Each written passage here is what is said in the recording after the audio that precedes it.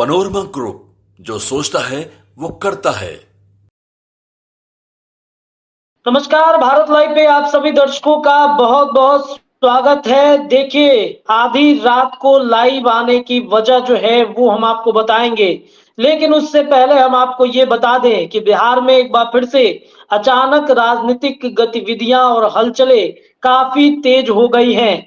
बिहार में जहां तेजस्वी यादव कल अपना जन विश्वास यात्रा निकालने जा रहे हैं, उसके पहले भारतीय जनता पार्टी ने अचानक से एक बैठक बुला ली है विधायक दलों की। क्या कुछ राजनीति बदलने वाली है बिहार में? क्या कुछ बड़ा होने वाला है? इस पर हम चर्चा करेंगे। हमारे साथ बाबा जुड़े हैं, हमारे साथ हमारे रिपोर्टर सागर जुड़ चुके हैं। बीजेपी दफ्तर से सीधी तस्वीरें आपको बताते चले कि बिहार के राजनीति में अचानक से हलचलें आधी रात को तेज हो गई हैं, और आधी रात को जो हलचलें बढ़ी हैं, इसमें कई तरह की संभावनाएं बदलती हुई दिख रही हैं। क्या संभावनाएं बदलेंगी, उस पर बाबा से जानेंगे। लेकिन वर्तमान में भारतीय जनता पार्टी के प्रदेश कार्यालय से हमारे सहयोगी सागर उपाध्याय वहां से अपडेट देंगे। अचानक सागर क्या हो गया कि आधी रात को बैठक बुलाना पड़ा है। तेजस्वी यादव भी अभी थोड़ी ही देर पहले लाइव आए थे। लाइव आकर उन्होंने कल ही जन विश्वास यात्रा जो निकाल रहे हैं उस पर बहुत सारी बातें वो बोल रहे थे। क्या तेजस्वी यादव के लाइव आते ही हड़कंप मच गया है? क्या कुछ अपडेट है? क्या हो रहा है वहां पर, बताइए। रत्नेश, अभी देखिए आप ये जो भारतीय जनता पार्टी का अटल बिहारी वाजपेयी सभागार है, आप ठीक सामने देख पा रहे हैं। आवाज आ रही है? जी जी जी, बोलिए। अटल बिहारी सभागार है और इसी सभागार में विधानमंडल दल की बैठक जो है रत्नेश शुरू हो चुकी है। देखिए यहीं पे अंदर में इसी हॉल में, अंदर में जो हॉल है रत्नेश, वहीं पर जो है विधानमंडल दल की बैठक है। तमाम जो विधायकगण हैं, तमाम जो विधान परिषद जो लोग हैं, वो लोग इस बैठक में शामिल होने के लिए आए हैं। देखिए रत्नेश, पहले से कोई प्लानिंग नहीं थी इस बैठक की, लेकिन इस बैठक को एकाएक जो है वो बुलाया गया। हालांकि पटना में बहुत सारे विधायक और विधान पार्षद अभी मौजूद नहीं है, लेकिन फिर भी जो लोग भी मौजूद हैं, जो पटना में विधायक मौजूद हैं, जो विधान पार्षद मौजूद हैं, उन लोगों को आनंद फानंद में यहाँ पर बुलाया गया है। रत्नेश, इस बैठक की बहुत बड़ी वजह तो खुलकर निकल कर नहीं आ रही, लेकिन सूत्रों के हवाले से जो जानकारी आई है हमारे पास रत्नेश, वह यह आ रही है कि जो आचरण जो हो रहा है, जो विधानसभा में आचरण हो रहा है विधायकों का, विधान पार्षदों का, तेजस्वी यादव जिस प्रकार से अब धीरे धीरे हमलावर हो रहे हैं, उस पर भाजपा की रणनीति क्या होगी उसको लेकर चर्चा होना है, उसको लेकर चर्चा हो रहा है रत्नेश। और एक जो बड़ी जो बात ये मानी जा रही थी कि भाजपा जब अपने राष्ट्रीय कार्यकारिणी की बैठक और राष्ट्रीय परिषद की बैठक से जब वापस आएगी तो मंत्रिमंडल के विस्तार जो है वो भी होना है। तो इसको लेकर भी ये कयास लगाए जा रहे हैं। सूत्रों के हवाले से एक खबर निकलकर सामने आ रही है रत्नेश कि मंत्रिमंडल के विस्तार पर भी जो है चर्चा यहाँ पर हो रही है अंदर में रत्नेश। मतलब मंत्रिमंडल विस्तार पर चर्चाएं हो रही हैं, अंदर खाने में जो बैठकें हो रही हैं, उन सभी विधायकों को मुझे लगता है बुलाया गया है जो शायद मंत्रिमंडल के लिस्ट में हैं। क्या उनसे सहमति ली जा रही है? क्या ऐसे लोग भी हैं जिनका पत्ता मंत्रिमंडल से साफ भी हो सकता है? विशेष रूप से बाबा से जानेंगे मंत्रिमंडल विस्तार पर। लेकिन जो हमारे पास कुछ नाम भी हैं, हम बाद में उस नामों को भी बताएंगे रत्नेश। जो नाम जो है सूत्रों के हवाले से हमारे पास निकल कर सामने आ रहे हैं कि जो चर्चा का केंद्र बना हुआ है, जो भाजपा कार्यालय के लोग बता रहे हैं और सूत्रों से हमारे जो निकल कर सामने खबरें आ रही हैं, तो उस हिसाब से हमारे पास जो कुछ नाम आए हैं उन नाम को भी हम दर्शकों को जरूर बताएंगे रत्नेश। जी चलिए सागर, आप बने रहिए, अपडेट जो भी वहां से निकल के आता है वो बताइएगा। लेकिन बाबा, आपसे हम जानना चाहेंगे कि मंत्रिमंडल को लेकर कई नाम आपके पास में हैं और वो नाम एक्सक्लूसिव हैं, क्योंकि आपकी खबरों पर लगातार मुहर भी लगते आ रहा है। जो एक्सक्लूसिव जानकारी आप भारत लाइव के दर्शकों को दे रहे हैं, उसी पर आधारित सभी बिहार की राजनीतिक गतिविधियां भी बढ़ रही हैं। तो वे कौन कौन से मंत्री हैं जिनके नामों पर भारतीय जनता पार्टी मुहर लगा सकती है? क्या जदयू के भी मंत्रियों की लिस्ट आपके पास में है क्या बाबा? देखिए रत्नेश, सबसे बड़ी बात है कि आपको पता है कि विधानमंडल के सत्र चल रहे हैं, बजट सत्र चल रहा है, और बजट सत्र में आप समझ सकते हैं कि दोनों ही पक्ष अपने अपने हिसाब से वहां मौजूदगी दिखा रहे हैं। आपने देखा किस तरह से बहुमत साबित करने के समय भी सारे लोग मौजूद थे। लेकिन दिल्ली में भारतीय जनता पार्टी की जो राष्ट्रीय कार्यकारिणी और राष्ट्रीय परिषद की बैठक हुई, खास करके बिहार से 500 के आसपास लोग गए हुए थे। तो यूं ही घूमने के लिए, मेला घूमने नहीं गए थे, ये गए थे वहां ये तय करने के लिए कि 2024 के चुनाव में क्या होगा, बिहार में जो नई सरकार बनी है उस मंत्रिमंडल में क्या होगा, मंत्रालय हमें कौन कौन से मिलेंगे। आज सबसे इंपॉर्टेंट बात आपको बताएं कि जब मैं विधानसभा के लिए गया तो हर कोई, मैं विधायक और विधान परिषद के सदस्यों की बात कर रहा हूं, हर कोई यही जानने के लिए उत्सुक था कि हमारा प्रिडिक्शन क्या है, हम मंत्रिमंडल के विस्तार का कब तक अंदाजा लगा रहे हैं या फिर हमारे पास जो जानकारी है उसके हिसाब से मंत्रिमंडल का विस्तार कब होगा। दूसरा, सबसे बड़ी बात पूछी जा रही थी मुझसे कि आपके संपादक पंचनामा वाले डॉक्टर साहब दिल्ली में हैं, तो वहां से क्या निकल करके आ रहा है। ये सारी चीजें कहीं ना कहीं एक बात आप मान के चलिए कि इन सारी चीजों को लेकर के हर जगह असमंजस की कहा जाए या फिर उत्सुकता है। किसी भी दल के सांसद हो, विधायक हो या फिर विधान परिषद सदस्य हो, राज्यसभा के सदस्य हो, जिन जिन लोगों को हमारा नंबर है, या तो वो फोन से बात कर रहे हैं या सामने सामने मिलने पर ये बात पूछ रहे हैं कि मंत्रिमंडल का विस्तार कौन होगा, मंत्रिमंडल का स्वरूप कब होगा।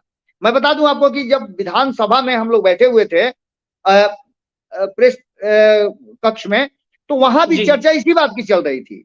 आपस में भी हम चर्चाएं कर रहे थे, सभी पत्रकार मिलकर के, कई वरिष्ठ पत्रकार भी वहां मौजूद थे, सभी इसी बात की चर्चा कर रहे थे कि आखिर मंत्रिमंडल का स्वरूप क्या होगा, किसको हटाया जाएगा, किसको रखा जाएगा। क्योंकि जो सरकार में दल है उसमें आपने देखा होगा किस तरह का नया एक चीज देखने को मिला है कि सत्ता पक्ष के कई विधायकों के इधर उधर होने का और उन पर संदेह व्यक्त किया जा रहा है। करीब आधा दर्जन से ज्यादा ऐसे लोग हैं।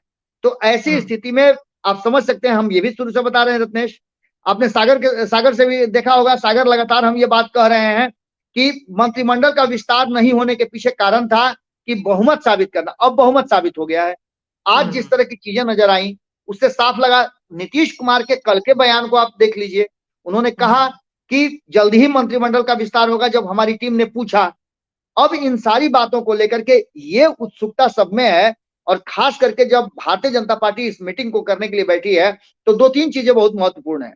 पहली ये कि जो विधानसभा है और विधान परिषद है उसमें मुख्य सचेतक कौन होगा, ये सबसे इंपॉर्टेंट है। हालांकि विधान परिषद में तो सब कुछ क्लियर है, वहां तो बहुत ज्यादा समस्या है नहीं। वहां सिर्फ एक काम हुआ है ऐसा कि जो विपक्ष में थे सत्ता में आ गए हैं, तो जो उसमें सचेतक होंगे वो सत्ता पक्ष के हो जाएंगे, पहले विपक्ष के थे, तो उसमें बहुत ज्यादा कुछ अंतर नहीं नजर आ रहा है। लेकिन विधानसभा में सत्ता पक्ष और विपक्ष में दोनों ही जगह कौन सचेतक होगा, कौन मुख्य सचेतक होगा, कहीं सचेतक उधर तो नहीं जा रहे हैं मंत्रिमंडल के तरफ, ये लोगों को जानने की उत्सुकता है। कितने नए लोगों को चांस दिया जाएगा, कौन इसमें सबसे ज्यादा नंबर 1 नंबर 2 में चल रहा है। रत्नेश, आप थोड़ी देर पहले हम लोग बातचीत भी कर रहे, जब मैं विधानसभा से लौटा था तो हम लोग बातचीत कर रहे थे और इस बातचीत में हम लोगों ने आइडेंटिफाई किया था करीब 25 नाम जी, दोनों ही खेमे थे। उन 25 नामों में और भी नाम हमारे साथ थे, 3-4 नाम और भी जुड़े हुए थे जो हम चर्चा कर रहे थे। लेकिन इसी बीच में एक जानकारी हमें मिल गई सागर के द्वारा कि भारतीय जनता पार्टी एक बड़ी बैठक कर रही है अपने विधायकों के साथ।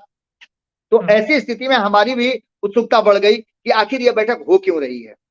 पहली बात यह कि इस बैठक का उद्देश्य कहीं ना कहीं साफ नजर आ रहा है कि सचेतक और मुख्य सचेतक के चयन के लिए होगा। इसके साथ साथ मंत्रिमंडल की बात करें तो यह संभावनाएं व्यक्त की जा रही है कि सम्राट चौधरी जब दिल्ली से आए, क्योंकि आज ही वो दिल्ली से शायद आए हैं, मेरी जानकारी अगर है तो जी जानकारी मेरी है, विधानसभा शुरू होने से पहले आए हैं।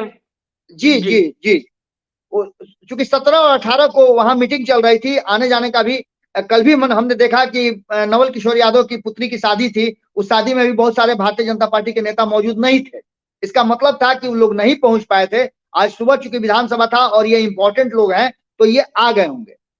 ऐसी स्थिति में हो सकता है कि वहां केंद्रीय नेतृत्व ने एक चिट्ठी दे दी हो, एक जो सूची है वो दे दी हो कि मंत्रिमंडल में कौन कौन रहेगा, उसको जाकर के आप विचारित करके और इसको फाइनलाइज कीजिए। तो जो जानकारी हमारी है, हम नामों की घोषणा तो अब नहीं करेंगे अभी, जैसा कि सागर बता रहे थे, लेकिन कई पुराने चेहरे इस बार मंत्रिमंडल का हिस्सा नहीं होंगे। कई नए लोगों को मंत्रिमंडल का हिस्सा बनाया जाएगा और जिम्मेवारियां बदलेंगी। आपने देखा कि किस तरह से भारतीय जनता पार्टी ने 2020 में जो कुछ भी किया था, या अच्छा या गलत या एक प्रयोग ही कह लीजिए, उस प्रयोग को बड़ी बारीकी से और बहुत देख चालाकी से भारतीय जनता पार्टी ने उसे बदला है। आपने देखा कि जिस तरह से प्रेम कुमार को मंत्रिमंडल में शामिल किया गया है, आप समझ सकते हैं इसके पीछे की रणनीति क्या होगी। इसके पीछे की रणनीति है नीतीश कुमार के साथ सामंजस्य बिठाना, क्योंकि दोनों का संबंध बहुत लंबा रहा है। नंदकिशोर यादव को शीर्ष कुर्सी पर बैठाने के पीछे की भी रणनीति यही रही है।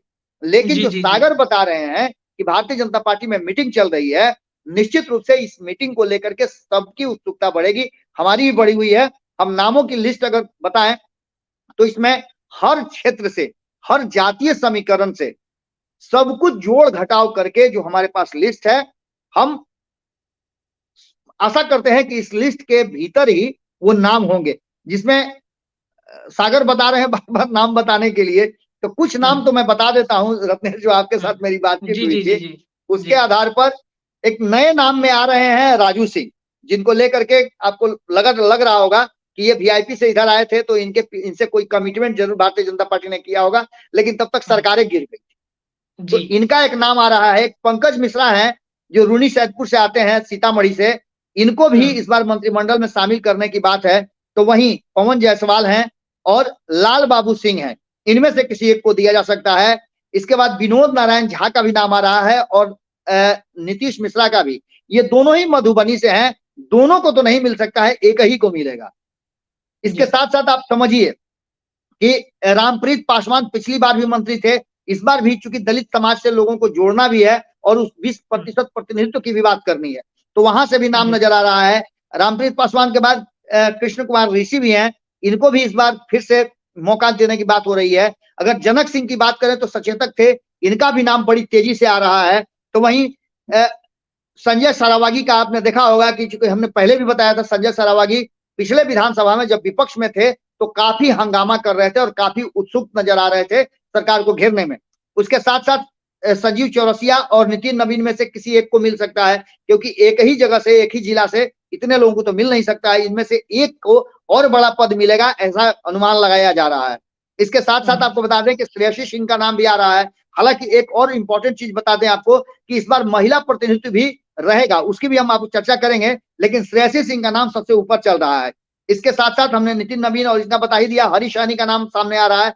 एमएलसी में से भी कई लोगों को मौका मिलेगा, जिसमें से जीवन कुमार का भी नाम सामने आ रहा है, हरीश सहनी का नाम आ रहा है। इसके अलावे आपको बता दें कि नीरज कुमार बबलू जो पिछले सरकार में मंत्री थे, उनके नाम पर भी चर्चा हो रही है। लेकिन खास करके राजपूत समाज से एक जनक सिंह का नाम आने के चलते हो सकता है कि इनको किनारे रखा जाए।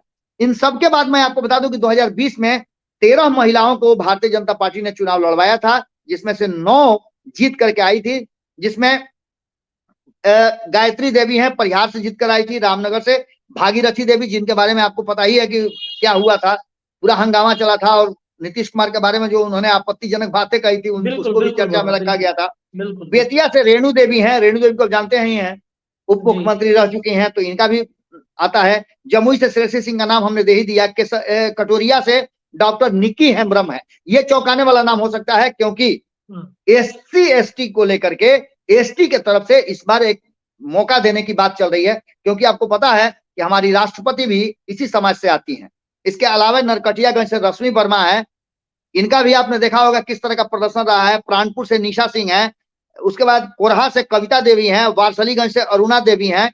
ये सारे नाम जो है ना वो कहीं ना कहीं आ रहे हैं और इसमें से महिलाओं को प्रतिनिधित्व दिया जाएगा। हम पहले से कहते आ रहे हैं कि महिलाओं का, हालांकि एमएलसी भी महिला है, उसके तरफ से भी नाम लिया जा सकता है, लेकिन मतलब ये जो लिस्ट हमने दिया है आपको 18 से 20 लोगों का, इसमें से 13 से 14 लोगों को मंत्रिमंडल में शामिल किया जा सकता है। हो सकता है एक आध दो नाम हमसे छूट गया होगा। जी, मतलब नीतीश कुमार का जो जातीय जनगणना है उसको मिलाकर महिला आरक्षण का जो बिल है, महिला आरक्षण की जो बात नरेंद्र मोदी करते हैं, इन दोनों को अगर मिला दिया जाए तो बिहार में शायद मुझे लगता है कि ये मंत्रिमंडल बनेगा। सागर, जो बाबा नाम बता रहे हैं, क्या वैसे विधायक, वो विधायक क्या बीजेपी दफ्तर में आपको दिखे हैं? उनमें से कोई एक भी विधायक क्या बीजेपी दफ्तर में दिखा है? तो देखिए, अरुण सिन्हा हमारे साथ हैं, कुम्हरार के विधायक हैं, कह रहे हैं कि विधायकों का आचरण किस प्रकार का होना चाहिए, उसके लिए ये बैठक की गई है। मंत्रिमंडल पर कोई चर्चा नहीं चल रही, लेकिन सूत्रों के हवाले से जो खबरें निकलकर सामने आ रही है रत्नेश, मंत्रिमंडल पर भी बात अंदर में चर्चा होने की संभावना जरूर है, लेकिन बैठक से अभी निकल गए। जी, क्योंकि बाबा ने पहले ही बताया कि सम्राट चौधरी ने दिल्ली में जाकर सब कुछ फाइनल करा लिया है, लिस्ट फाइनल हो गया है, वो लिस्ट लेकर ही पहुंचे थे। और जैसा कि संपादक नमन मिश्रा सर भी बताते रहे हैं और बाबा भी लगातार ये बात कहते रहे हैं कि बिहार में अब कुछ भी फैसला होगा तो वो केंद्र के नेतृत्व में ही फैसला होगा, क्योंकि इस बार नीतीश कुमार को लेकर ना तो केंद्र की सरकार रिस्क लेना चाहती है और ना ही नीतीश कुमार को इस बार छोड़ना चाहती है।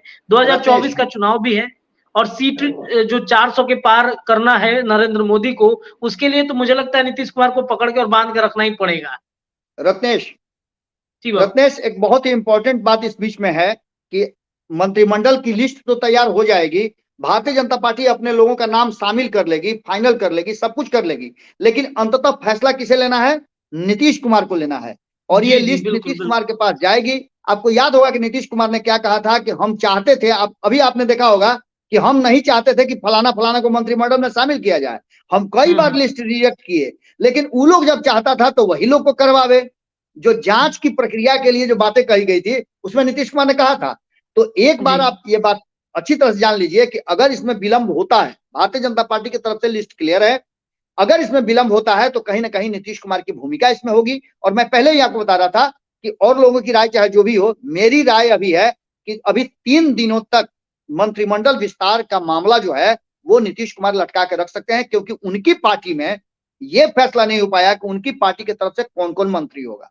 ये सबसे इंपॉर्टेंट बात है, क्योंकि जदयू से सबका एक साथ ही होना है। जी बाबा, क्योंकि जदयू से बीमा भारती भी शायद इसी वजह से नाराज चल रही थी मंत्रिमंडल को लेकर, लेसी सिंह पर काफी आरोप भी लगाते रही हैं। तो मुझे लगता है कि नीतीश कुमार मान मनोबल करेंगे या कार्रवाई की जो बात कर रहे हैं वो कार्रवाई भी कर सकते हैं। तो ऐसे में 3 दिन के बाद कुछ फैसला होगा, फिर उसके बाद मंत्रिमंडल विस्तार। मुझे दूर दूर तक कार्रवाई होता हुआ दिखाई नहीं दे रहा रत्नेश, क्योंकि अगर कार्रवाई करते हैं तो आपके विधायक को आप निलंबित करेंगे या फिर उसका सदस्यता जाएगा, तो ऐसी स्थिति में ये रिस्क नहीं ले सकती है, क्योंकि सरकार जो है वो बहुत नॉमिनल मार्जिन पे चल रही है। सागर, आपके पास क्या इंफॉर्मेशन है, हमारे दर्शकों को बताइए। रत्नेश, जो बैठक जो चल रही है उसके बारे में जो विधायक जो निकल रहे हैं उस बैठक से, वह तो बस इतना ही बता रहे हैं कि विधानसभा में आचरण को लेकर यह बैठक की गई है कि विधायकों का आचरण किस प्रकार का होना चाहिए। और आपने देखा आज विधानसभा में एक रोमांचक जो रश्मि वर्मा विधायक है नरकटियागंज से, उन्होंने सम्राट चौधरी से सवाल पूछा था।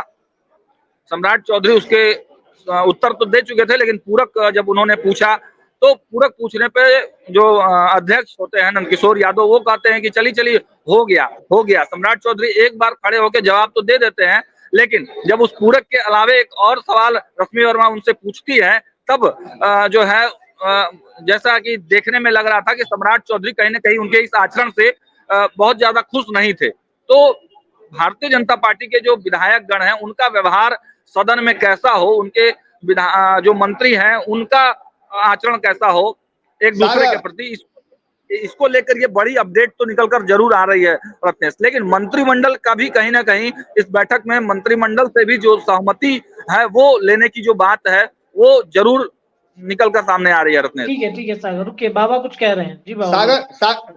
सागर मैं ये बोल रहा था कि आप अब जो विधायक बाहर निकल रहे हैं उनसे पूछिए कि उनका आचरण अब कैसा रहेगा।